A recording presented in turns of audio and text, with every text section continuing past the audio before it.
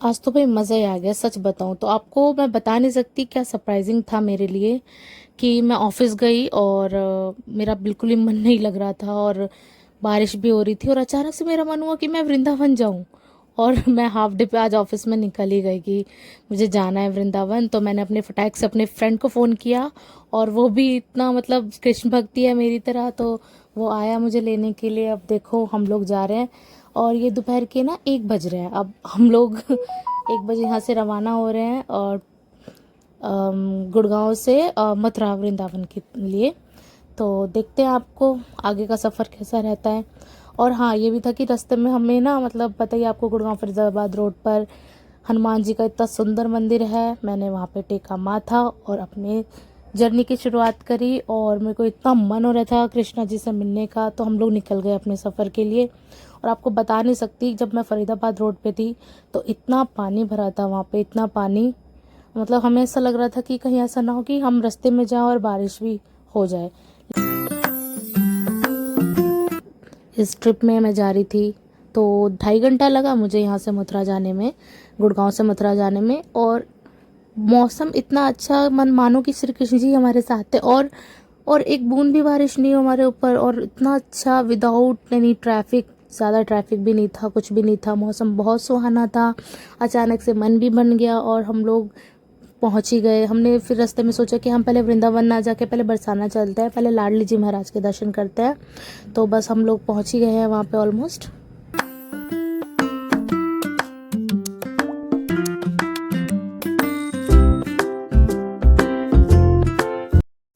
बरसाना में एंटर करते ही मतलब ऐसा लगा मानो स्वर्ग में आ गए हैं।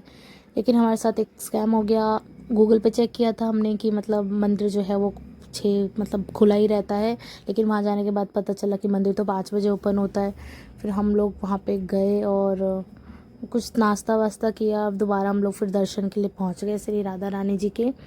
और मुझे एक शॉर्टकट पता था तो मैं वहाँ गई और मुझे सच्ची में इतना अच्छा लगा उस शॉर्टकट के थ्रू। मतलब लोग इतनी भीड़ में जा रहे थे, मैं शॉर्टकट के through, no any without VIP दर्शन, मैंने इतने अच्छे दर्शन करे श्री राधा रानी जी की। तो मतलब मानो ऐसा लग रहा था कि श्री कृष्ण जी की बौछारी हो रही है। आज तो मुझे मेरा इतना बेस्ट डे, मेरा लकी डे था 24 का, मैं आपको बता नहीं सकती। बहुत प्यारे दर्शन हुए थे श्री राधा रानी जी के। मैं आपको भी वो दर्शन करवा देती हूँ, आप देखिए कितनी प्यारी लग रही हैं राधा रानी। सच्ची में आप हृदय में बसा लीजिए अपने, बस इतनी सुंदर लग रही थी। और भीड़ भी इतनी ज़्यादा थी, मतलब बहुत ज़्यादा कंजस्टेड था। तो वहाँ से निकलने के बाद मुझे मिली ये, जिन्होंने मुझे मतलब 1 रुपये भी नहीं लिए और मेरी राधा रानी लगा दी मेरे माथों पे। तो बहुत ज़्यादा अच्छा लगा। और एक बात तो है, मतलब बरसाने में जाओ और वहाँ का कल्चर, मतलब इतना अच्छा लगता है। वहाँ पे लोग हैं, जो कहीं संगीत चल रहा होता है, कहीं गाय होती है, कहीं मतलब ऐसा लगता है कि मतलब पूरी वाइब आती है कि हम लोग मथुरा में हैं। तो मथुरा में जाने के मतलब बरसाना में जाने के बाद हम लोग वहाँ से गए मथुरा।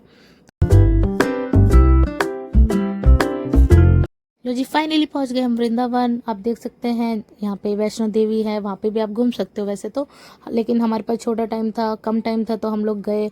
बाकी बिहारी के इतने अद्भुत दर्शन, मतलब हर बार जो होता है ना, जब हम दर्शन करने जाते हैं होली पे या किसी फेस्टिवल पे, तो मूर्ति जो है वो पीछे होती है। तो इस बार ना बहुत आगे थी और बहुत अच्छे दर्शन हुए।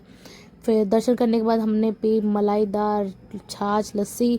उसके बाद हम गए यमुना नदी के किनारे और वहाँ पे आप देख सकते हो मैं इतना डर डर के छींटे लगा रही थी पानी के, क्योंकि बोलते ही हैं कि जहाँ भी पवित्र तीर्थ स्थल होता है वहाँ पे जो भी नदी होती है उसके छींटे जरूर लगाने चाहिए, बहुत शुभ माना जाता है। यमुना जी के बाद मैं इस्कॉन टेम्पल। मेरा सच बताऊं, मथुरा में कुछ, वृंदावन में कुछ सिलेक्टेड ही बहुत अच्छे मंदिर लगते हैं मुझे, जैसे कि अपना बाकी बिहारी और इस्कॉन मैं ज़रूर आती हूँ।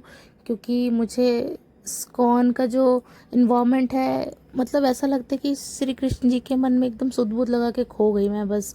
इतना अच्छा वहाँ का इन्वायरमेंट होता है, लेकिन सब खुश होते हैं वहाँ पे, भगवान की आरती भी होती है, आप सबको पता ही है, भजन होता है, कीर्तन होता है, तो बहुत अच्छी वाइब आती है। मैंने भी वहाँ पर 2-4 लगाए कृष्ण जी की हाज़िरी। और वहाँ से फिर हम लोग एग्ज़िट करते वक्त मस्त खिचड़ी का प्रसाद खाया। और मतलब रात हो गई थी, 8 साढ़े 8 हो गए थे, तो ज़्यादा कुछ खाने का मन नहीं था। लेकिन कुछ सिलेक्टेड पॉइंट आप देख सकते हो, जैसे चौपाटी मथुरा का बहुत फेमस है, वहाँ पे आप खाना खा सकते हो। उसके बाद खिचड़ी खाने के बाद हमने सोचा थोड़ा चाट वाट खाया जाए भाई। मज़ा नहीं आया चाट खा के, मतलब जो एक्सपेक्टेशन किया था वो ज़्यादा था नहीं। फिर चाट वाट खा के थोड़ा बहुत फिर हम लोग निकल गए, अपने घर की तरफ रवाना हो गए। तो हम लोग 9 बजे निकल गए थे और 11:30 तक अपना मस्त घर पे। तो bye bye Vrindavan and thank you guys, thank you for watching my video. Please like, share and subscribe and press the bell icon for future updates. Thank you for watching.